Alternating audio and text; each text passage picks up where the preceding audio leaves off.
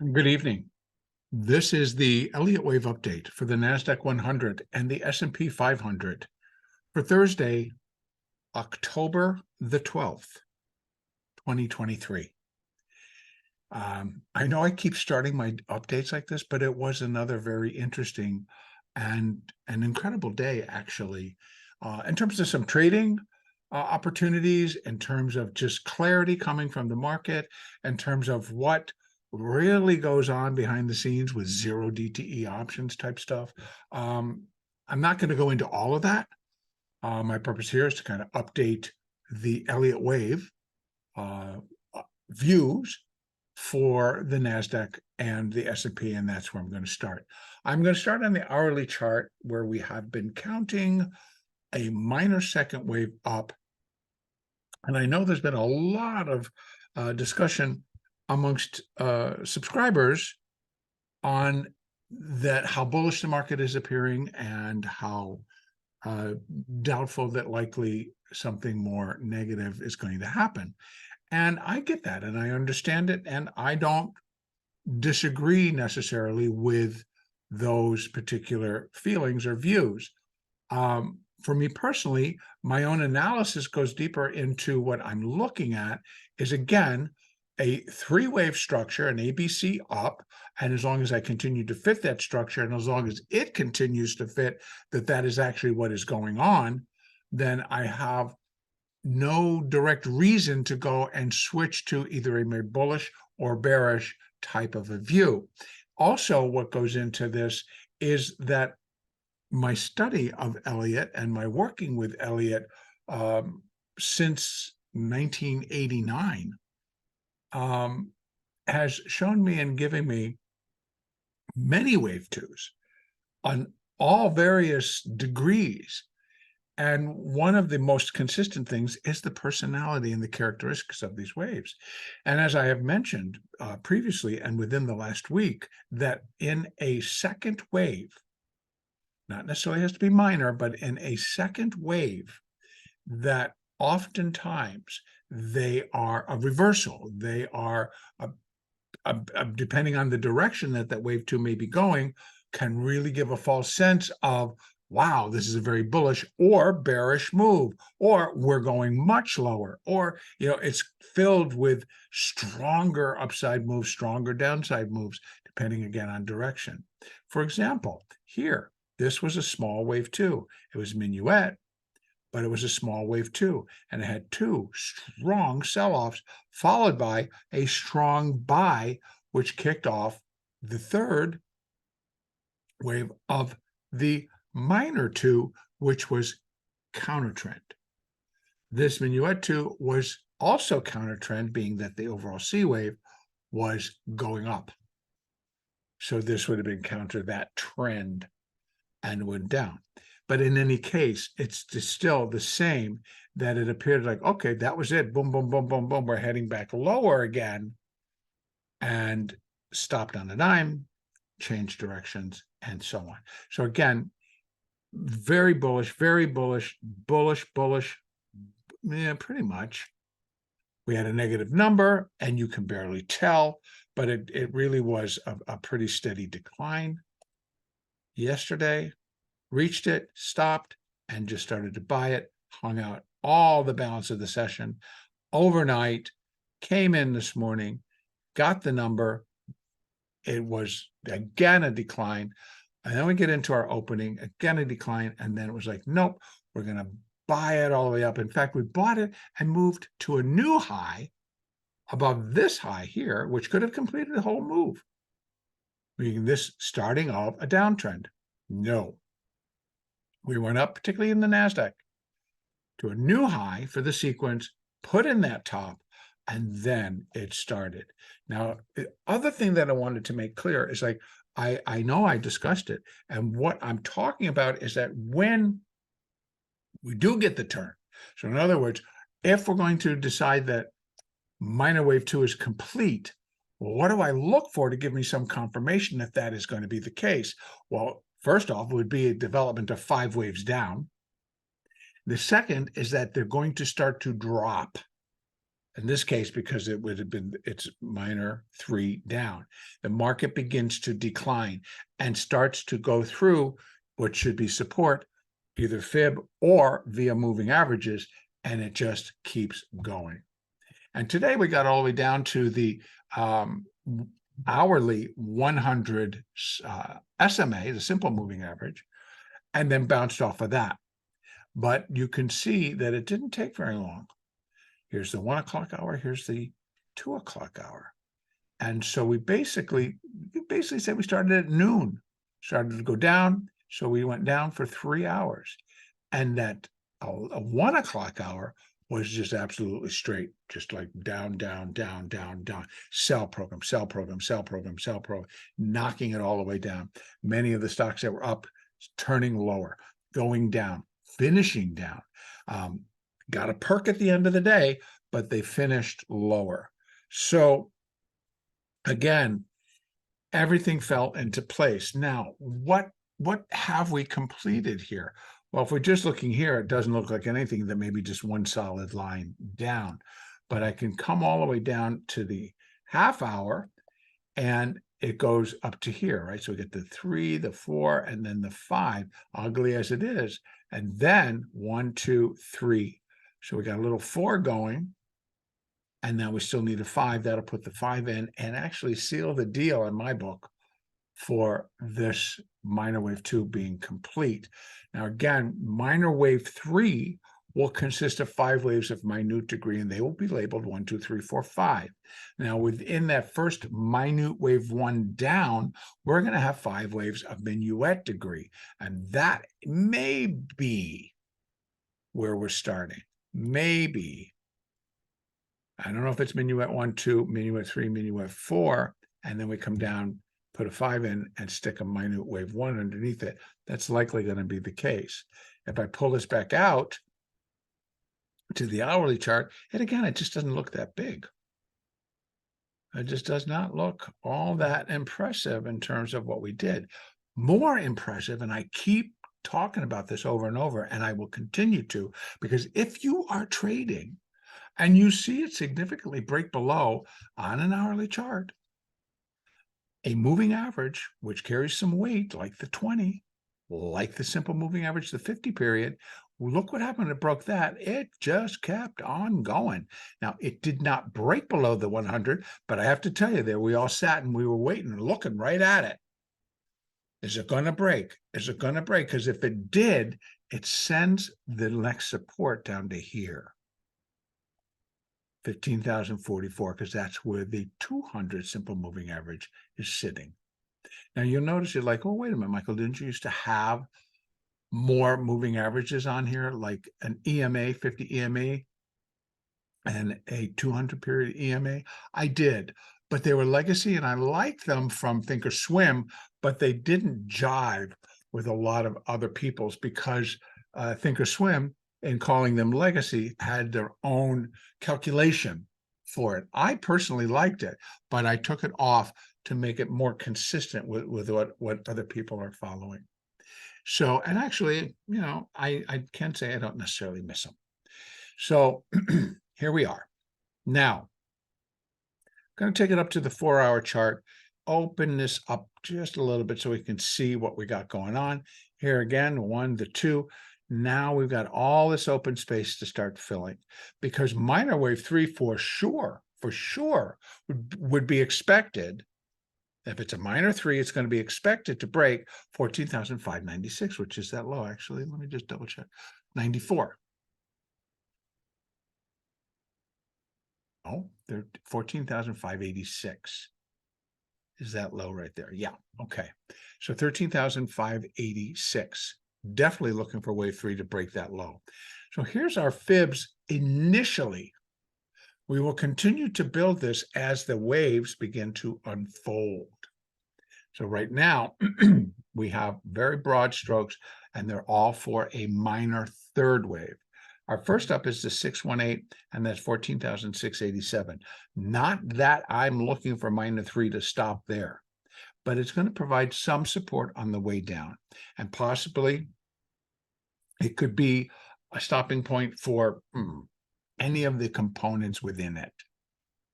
So we will keep that there, and we'll be taking a look at that as it progresses lower. Right now, though, price support, we have at 15,154. We have the 50-period moving average, again, 4-hour chart, 50-period simple moving average at 15,053, the 100 simple moving average at 14,981. So I would imagine we very quickly got ourselves back above 15,000 and up to 50,468. That will likely drop back down through all of this because the rallies were strong. So price support at let me just get that number back again.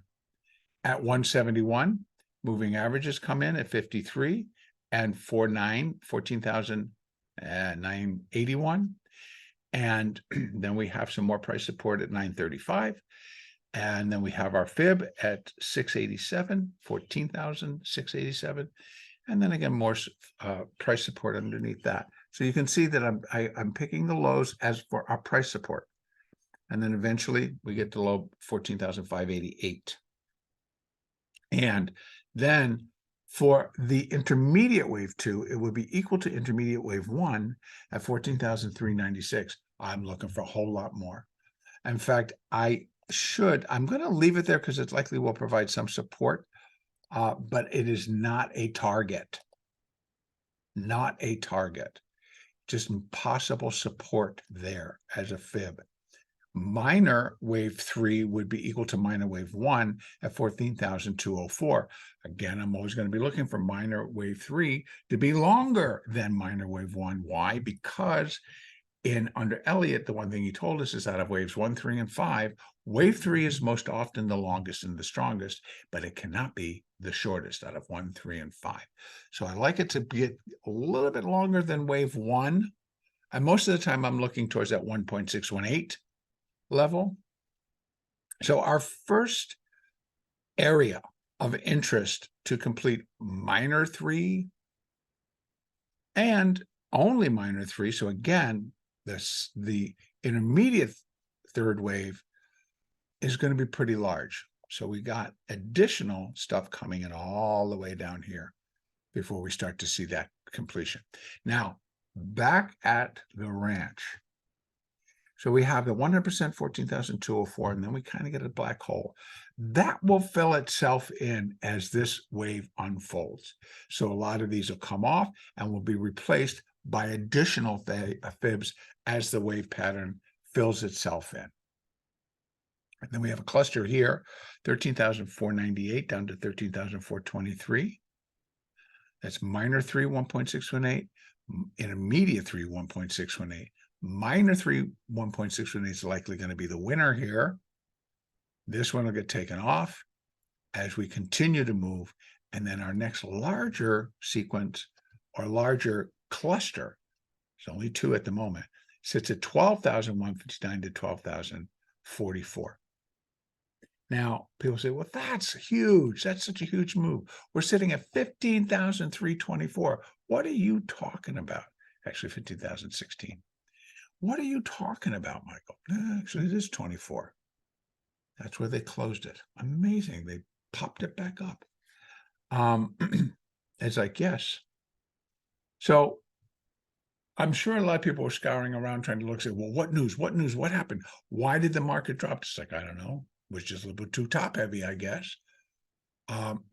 But there was a major shift in the interest rates. And we saw the 30-year bond, which was sitting up closer to 114, suddenly reverse and go down. It was, I think, at one point down 2.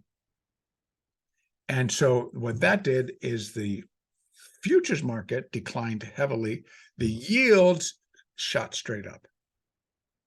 So again, within that market, we are focusing more on the reality that after the CPI and the PPI, that things are not as robust and as sweet as we've been made to believe if we follow and listen to a lot of what comes out on the financial media. So the reality is, it's like, yeah, they're going to very likely have to uptick those rates one more time this year. And then we'll hear what they have to say about going into next year. But it's just not a pretty picture. So what else did we see? We saw the dollar uptick. We saw the yen, dollar yen, start heading towards 150 again. Now, there's a whole backstory on that one about what that should indicate. What's going to happen with Japan? What's going to happen with the US if that should actually occur and stays above, the dollar stays above that 150 level. So that's kind of a line in the sand for the dollar yen. So these are all coming back into play. And I think that that's also what started to have a little bit of a play and driving the market lower, where people were like, okay, this is a good time. Let's just get out. Now, let me look at the daily, and let's take a look to see where we are. Well, we got the 50 SMA. We came down, we went through it, we slid a little bit harder, came back, closed above it. Now, we've seen this story before. There, I think a lot of algorithmic trading, they get it back above because we don't want to trigger those algorithms. They could just come down, trigger them anyway, so who cares? Now, what we got here together is it's sitting just right at the daily 100 simple moving average. We have the 50 declining but flattened out and sitting right at 15,281. The 100 is sitting at 15,309, and we closed at 324. So I think we come back, we hit those, and we just go. That would be very appropriate. Now, nothing goes straight up, straight down, except if we're really going to move and have news, be news driven, then it'll go. And trust me, there's plenty out there. There's plenty out there, from what's happening in the Middle East to how that could escalate, to getting all the dirt that's kind of coming out to what really went on. It's first of all, it's very upsetting, but there's just a lot to be said about, well, what's that going to do for the global economics, the global picture? What happens if we do have World War III? Are we on the verge? Is it going to be like based in Israel? Talk. There's a lot to really kind of consider. And what would the implications be? That's what I'm saying, that it is going to happen. But what does it do? Now, here's another thing to consider out there. We have a very dysfunctional House of Representatives right now. The ruling party, the majority within the House of Representatives, are having trouble deciding who, and then actually standing behind that person, that rep, and voting them to be Speaker of the House. So we have a lot of things on standby. And I think what a lot of people, if you don't understand, you must realize it's the House of Representatives that does a lot of the budget work, that does a lot of the appropriations work.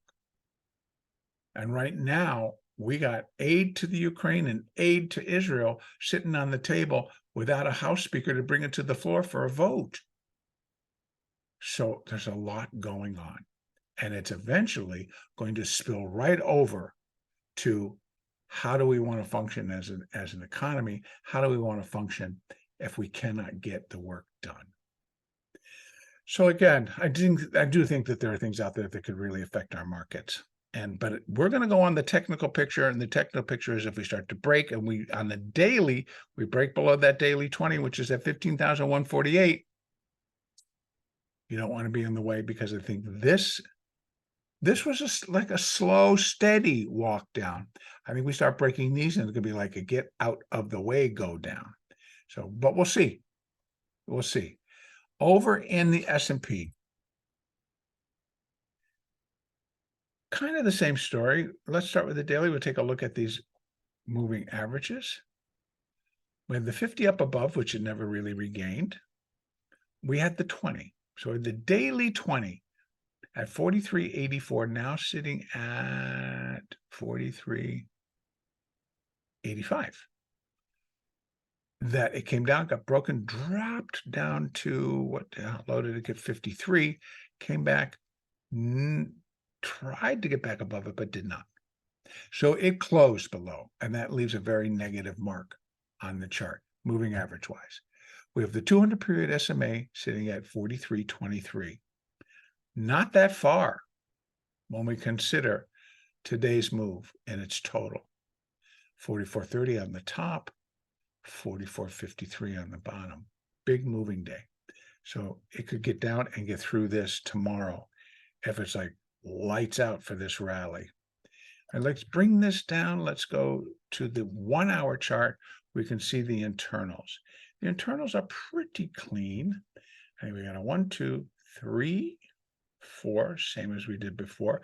This is actually a little bit cleaner than it was in the NASDAQ. But we have 43.93. That would be the little wave 1. Here's 2. Here's 3. Here's 4. We already got up to 86. Come on, guys. You really want to smash this out? So we got, we got up to 80, 85, 86, 86. This is 93. $7, you know, I would prefer that it doesn't cross over, because you can see as far as this all goes, we did not cross over wave 1. Is this all going to be marked as wave 3?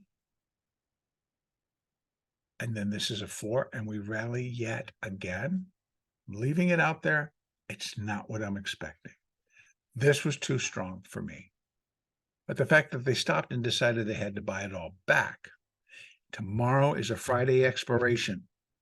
We already know that they were setting the stage mostly with NASDAQ stocks like Apple, 180 to 182.50. Right? This is just a start here, folks. NVIDIA.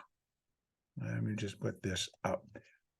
NVIDIA, 470 to 475. Tesla, 260 to 265.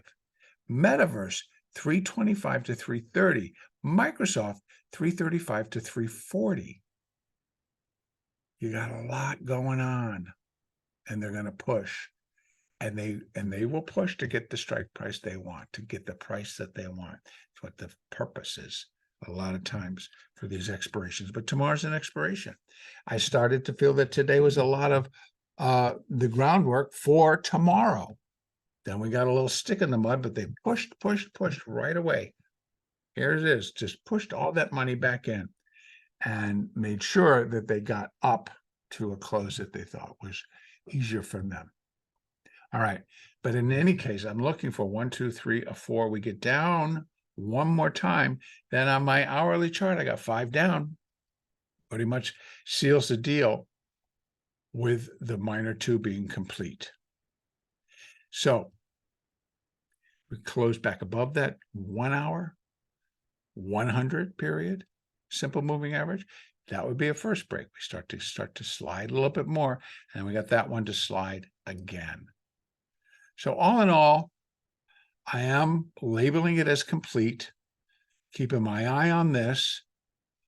Anything coming in and getting us below 54, actually that low is 55.50. So once we get below that, it would put 5 waves down. So I'll be looking for that. It could happen overnight. So, and then we got the 5 down, but guess what? Minor 3 will consist of 5 waves of minute degree.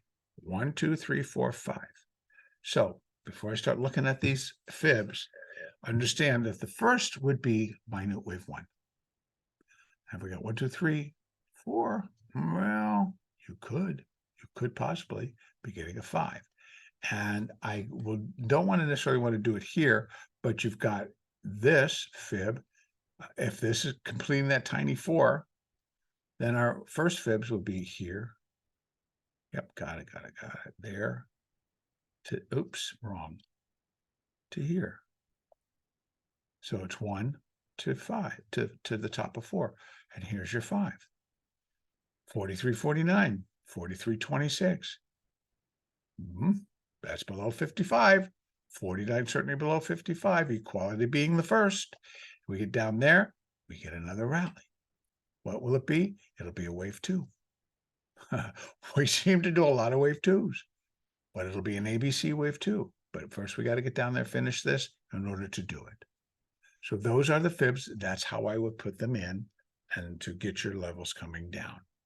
Once that's complete, then you do retracements from the bottom, from the top where it started to the bottom, wherever it finishes that up.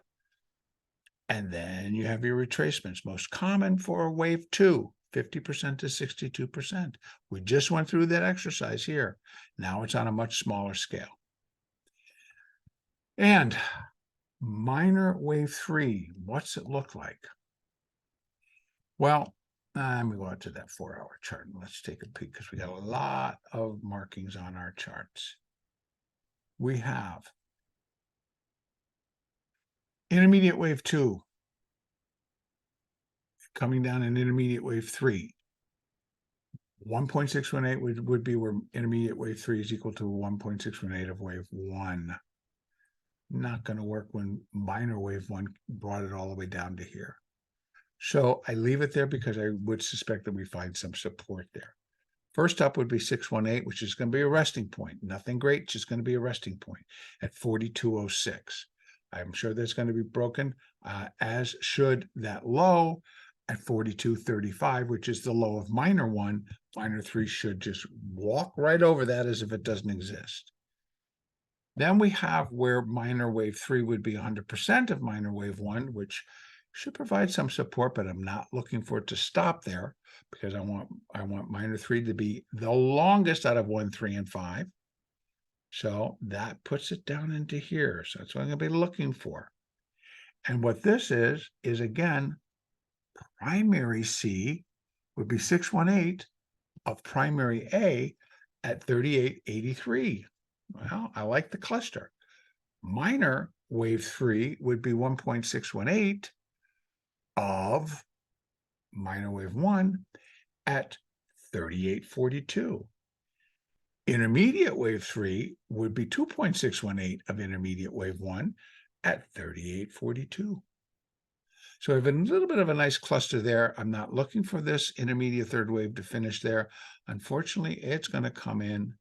Let me just add another level. I got 368. Well, we can add 4.236 if we need to. All right, let me get over there and say, okay. So 3.618 is down at 35.53. Now that is where I think we could get into here. If minor 3 ends here, then we get a minor 4, minor 5, intermediate 3. Yeah, could end up down here at 35.53.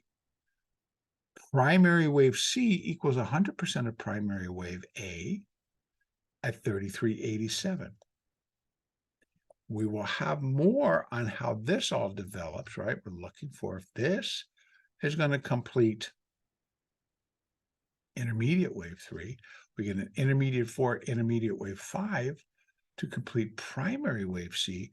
We're still looking for down below. What do we have? We have 33.98, but I think I got a couple in the 32 range, and we have 29.80. I still love the 29.80. That's my zone, pretty much 3,100 down to 29.80 is what I would look at to complete primary wave C, intermediate wave 5, primary wave C, and cycle degree wave A. Now again, primary C could get us down to 25.85.